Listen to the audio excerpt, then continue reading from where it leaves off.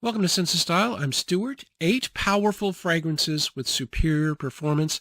I started collecting 5 years ago, and when I did, I bought a lot of inexpensive fragrances that I got really tired of after a while. You know, when you spray a fragrance on, it lasts half an hour and then becomes a skin scent. You might as well just buy a body spray. I learned my lesson. Now, inexpensive fragrances, that doesn't mean that they're necessarily going to be poor performers. I have a couple of really strong and expensive fragrances on this list. But in general, I really wanted to up my game a little bit, and I started to pay a little bit more for fragrances and get better performance. And it really is worth it in the long run. Jeremy Fragrance used to go on and on and on about performance. I thought it was excessive. Then I think he was right. Performance matters. These are all really nice scents because that's important too. But performance is not an issue for any of them. They're all very strong.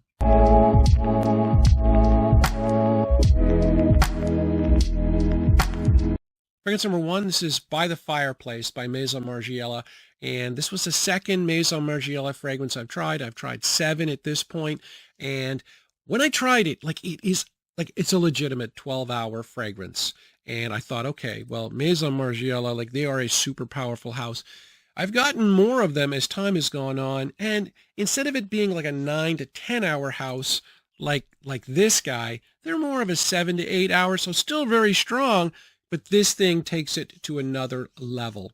So the big thing with this one, though, is there's a lot of guys that's like, well, it's a bit feminine. Now, to me, By the Fireplace is kind of a battle of 2 different types of scents. One is kind of feminine, but at the same time, there is definitely a fireplace element to this fragrance. You know, you combine Gaiac wood, which is a smoky wood, with cloves, which is very pungent. That has a very pungent feel to it. When I think of a fireplace, the scent of it, I don't think of a woman. So there's that. Yes, there is the vanilla and the chestnut side of things that is a little feminine. I think this one can be worn safely by both men and women, unless you're like really hyper masculine into fragrances. There's also some pink pepper and cashmere that do show up that I do notice, but very strong, very good fragrance, and my favorite, I think, by Maison Margiela. Fragrance number 2 is Paco Rabanne Pure Excess. In order to talk about this fragrance, I need to discuss marketing because, my God, we have been bombarded with a number of fragrances right now. 5 years I've been collecting. I've never seen anything like it. In the first 6 months this year, every house had a fragrance. It gets confusing.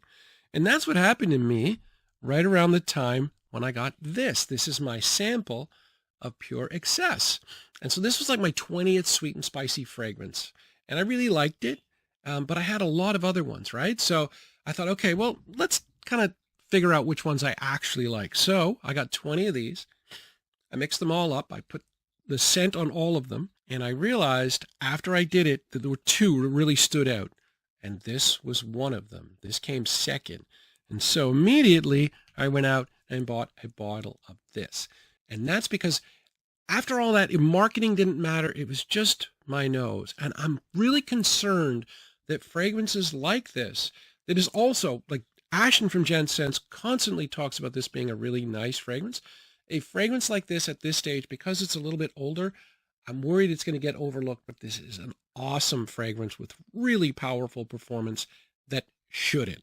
Now, this is a sweet fragrance. It has a lot of vanilla. It has a sugar note, and it has cinnamon. So it's sweet and spicy.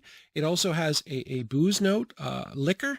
I don't get a whole ton of booziness, but it has a lot of myrrh, which is a dark resin. It takes this kind of in the Coca-Cola area. So it's a dark resin. You mix that with the sugar and the vanilla. It's quite sweet. 10 times out of 10 over something like Versace Eros. Don't forget about this guy.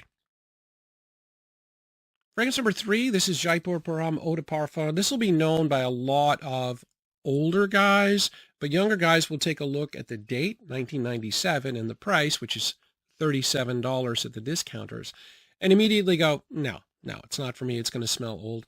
Except it doesn't smell old. What you're getting here is essentially cinnamon, vanilla, and citrus. That's pretty much it. And there's nothing old school about it at all. So it opens with lemon and lemon verbena. That's the citrus. The mid is cinnamon and nutmeg. Most people pick up a lot more cinnamon than nutmeg. And in the base is a vanilla. Now, it's not the super creamy vanilla that everyone gets, but it's still plenty sweet. It's a little bit thinner than the modern vanilla, but at the end of the day, not only is this a modern smelling scent, this is also an excellent performing scent. You're talking at least 8 hours, and this is one of those ones where, you pay $37 for it. You spray it around your neck, 5 or 6 sprays. In 2 hours after you put it on, you're like, oh my God, I can still smell it. Yeah. So yeah, don't forget about this one, especially if you're like, in your 20s. It's good. Fragrance number 4 is Dior Sauvage Eau de Toilette. And boy, oh boy, does this fragrance create a lot of polarization. You're going to have people on one side, they're like, yeah, it's really good. It gives me a lot of compliments.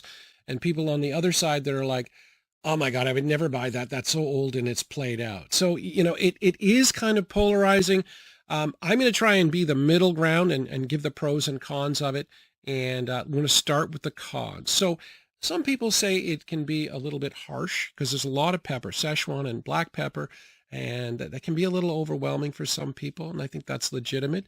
Then there is also the idea that it is kind of played out. But I think that depends an awful lot on who you are and where you live. The one thing that everybody agrees on is this has phenomenal performance for an eau de toilette. It's crazy. I think on the positive side, a ton of research was gone into this to find a fragrance that women really like. So this really is a compliment beast, and you couple that with the power of the scent, and you are going to get compliments. But at the same time, if you're in a place like me where, it's a smaller town, not a lot of people wear fragrances, something like this is going to be like a revelation. But if you live in an area or a culture that wear a lot of fragrances, yeah, the played out thing, that's going to be legitimate. Or if you're a hardcore collector and you like original scents, again, you're probably not going to like this. So there's a lot of pros and cons either way to Sauvage. I lean more to the pro side, but yeah, it definitely is a good performer. Fragrance number 5 is a niche fragrance. It's Musc Ravageur by Frederic Malle. And there are a lot of people that are like, well, it's niche. It's supposed to be super strong. Here's the thing, though. I mean, I would say 50% of my niche fragrances, they're strong, but they're not crazy strong. And then there's the other 50% of niche fragrances that are like, they last forever. This is one of those. This is like 12 hours. The scent itself, I don't find it to be super versatile, but I do find it to be phenomenally seductive. It is a weird dichotomy of types of fragrances. You get vanilla and cinnamon on the one side. That's the good angel on your shoulder. And then on the bad side, you get musk and cloves, a kind of pungent note. That's the bad devil on your other shoulder. So they fight it out. You win because it's a great fragrance. But my God, this is in terms of performance, it is very deep and rich.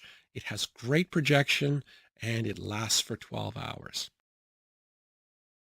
Another absolute bomb, this is Oud Vanille, and this is a decant of the Oud Vanille bottle that I used to have. I traded it, and one of the reasons I was able to trade this was because, this is the very first full bottle of niche that I ever got. So I had it for 4 years.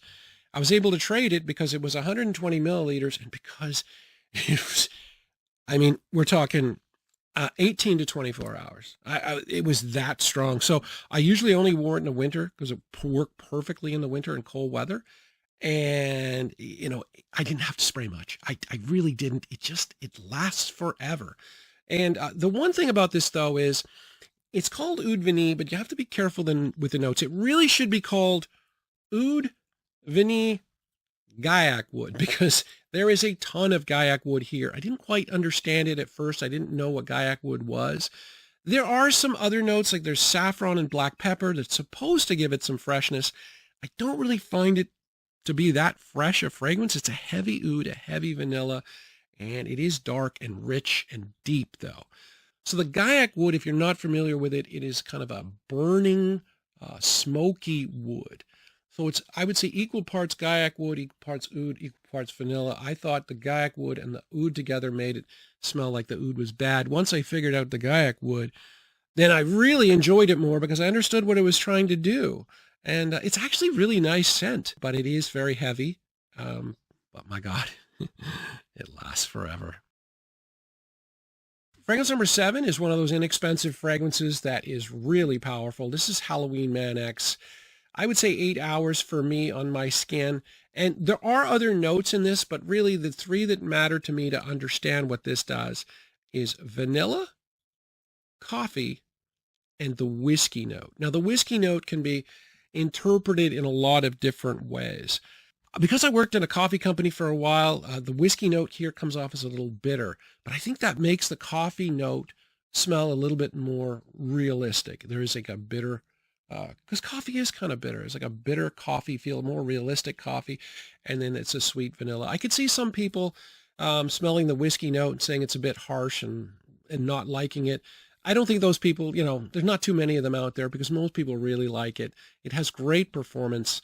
And yeah, I mean, who doesn't like the smell of sweet coffee? And I think 95% of people will get that from this. The House of Mancera and the House of Montale have phenomenal performance fragrances. This is Montale's Oud Pashmina. This is an oud fragrance that is similar to Ombre Nomade. And I used to call it a clone. I don't anymore because this is different enough to do its own thing, although it is definitely similar. So, it is a third the price, which is a good thing for starters. It has great performance, 12 hours. I mean, you expect that from Montale. Ombre Nomade is a dark oud fragrance with a sweet raspberry note.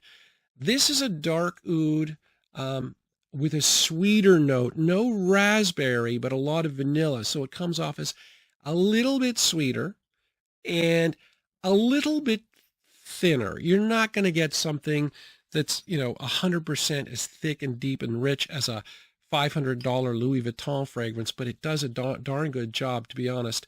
And yeah, it's a hair sweeter because Ombre Nomade doesn't have vanilla and Oud Pashmina does. It's a great fragrance on its own right.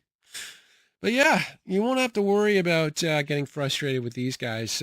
You will notice them on you for sure. Thanks for watching.